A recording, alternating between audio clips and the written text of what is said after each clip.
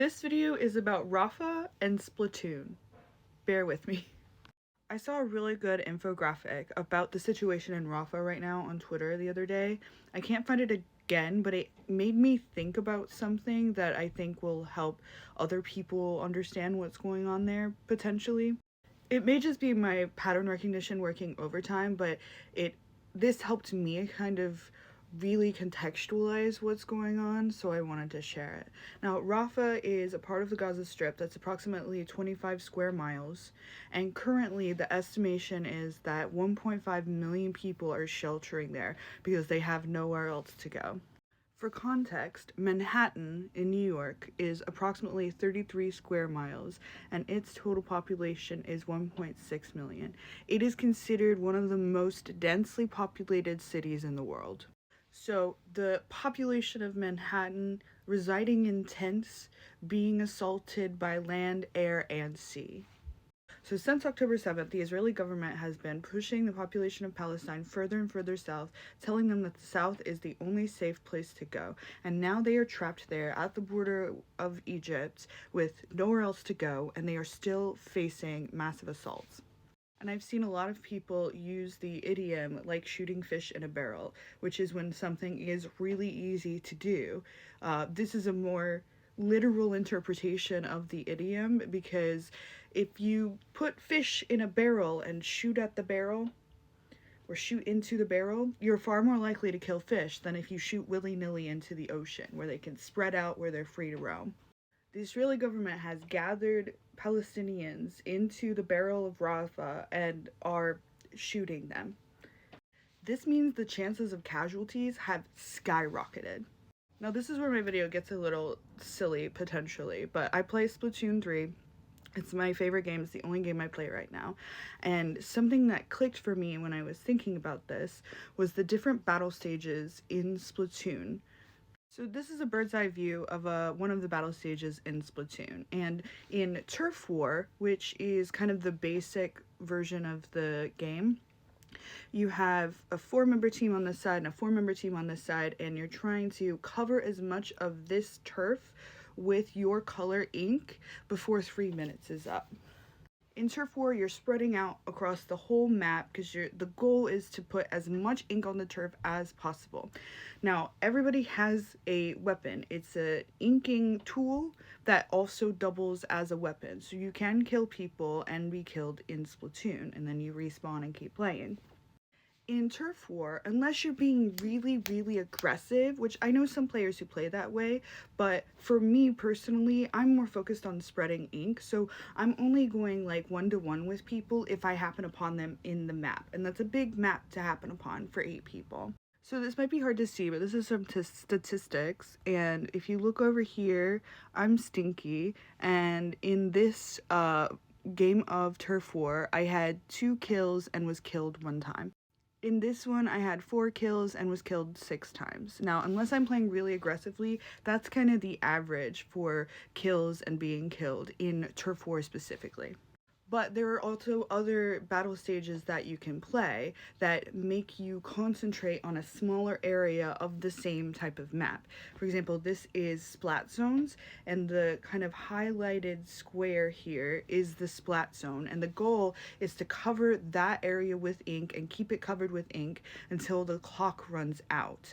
And you're concentrated in that area. It would be kind of in the middle here, but it's a very small area compared to the rest of the map. This map is specifically showing tower control. If you see the orange squares here, that is a trail that the tower follows, and the goal is to control the tower, to be on the tower, and to keep the other team off the tower while it moves automatically across the map. And it moves in the direction of your final resting place. If you're in control of it, and if the other team takes control of it, it moves in the opposite direction. So you're like, it's kind of like a tug of war almost, but everybody is converging on this tower and trying to get it to move their direction. There's also a version of the map called Rainmaker, where there's this thing called a Rainmaker, and you have to take over it by filling it up with your color ink, and then picking it up and moving it across the map. So everybody is again converging on this small area of the map to try to get to the other side, essentially. This is a picture of the tower that I found to give you kind of an idea, but it's one small square on that entire map that everybody is converging on, and you're either shooting at it or shooting the people around you to try to maintain control of that square.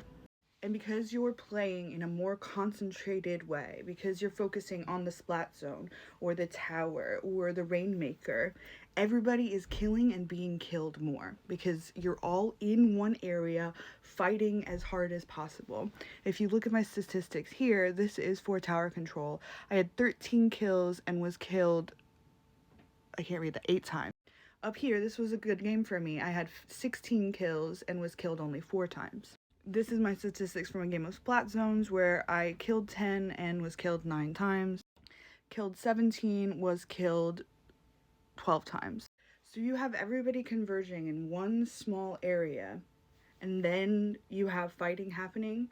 The likelihood of people being killed skyrockets. And I'm talking about a silly little Nintendo game that's technically marketed to kids. I know a lot of adults who play it, but it's technically a kid's game.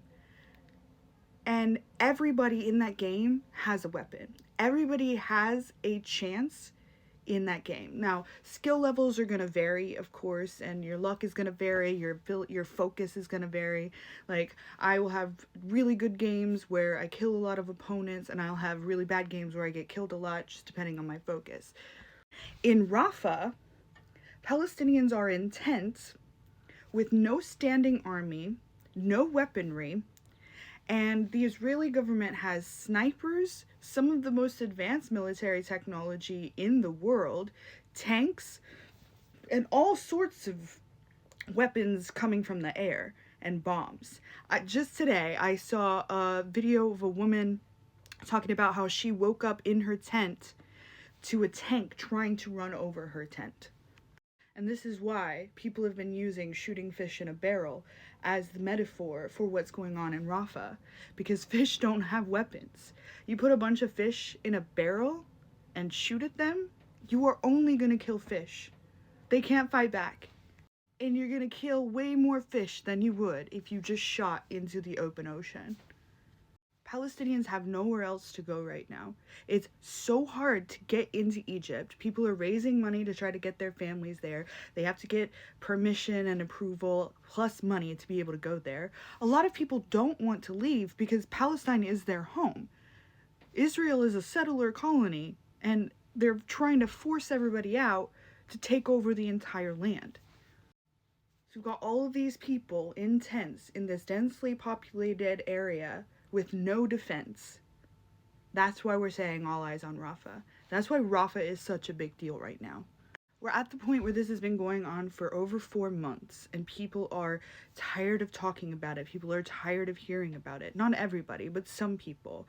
But it's important that this is happening now, because they are banking on you getting tired of talking about it, you getting tired of hearing about it. They're banking on the Palestinian people being tired of dealing with it and getting out or just surrendering. I don't know. But this has been the strategy all along, to get them as densely populated as possible so it is easier to wipe them out as entirely as possible. Don't stop paying attention. Don't stop talking about it. Don't stop raising awareness about it. Don't give up. From the river to the sea.